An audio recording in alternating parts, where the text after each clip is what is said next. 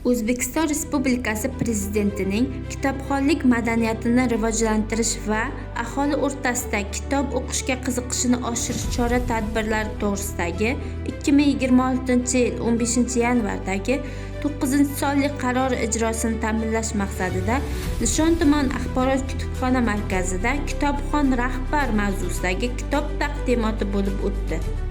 Taqdimotda tuman hokimligidan vakillar, viloyat axborot kutubxona markazi direktori va Qashqadaryo viloyatidagi axborot kutubxona markazi direktorlari hamda barcha maktab kutubxonachilari tashrif buyurishdi. Assalomu alaykum, hurmatli ustozlar, aziz mehmonlar, kitobsevar kitobxonlar. Kitob insonning eng yaqin do'sti, ma'naviy boyligidir.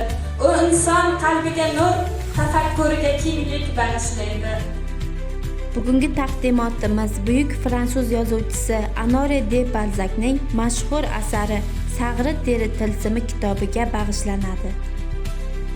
Tadbir davomida Sag'ri teri tilsimi romani haqida ma'lumot berildi va asar yuzasidan savol-javoblar bo'lib o'tdi. Asosan rahbarlar mana o'qib mutolaa qilib, o'zlari tuman aholisiga, kutubxonachilariga o'rnak bo'ladi.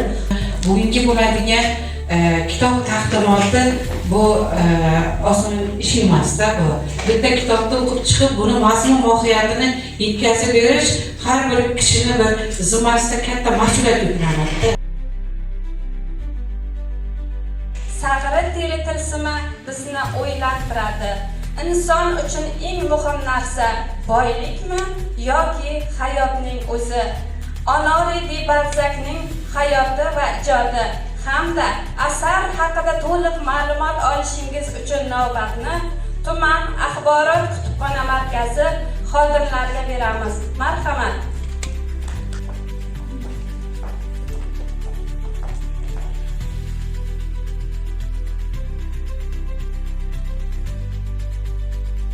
Bugungi taqdim etilgan ushbu asar kitobxonlarga chuqur ma'no va ruhiy boylik ulashdi.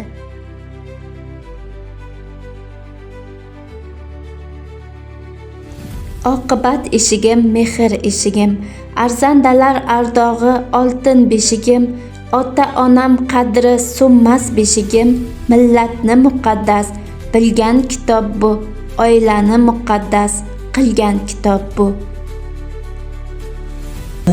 Chiroyli kitob taqdimotini tinglab tomosha qildik. Juda ham chiroyli taassurotlar oldim.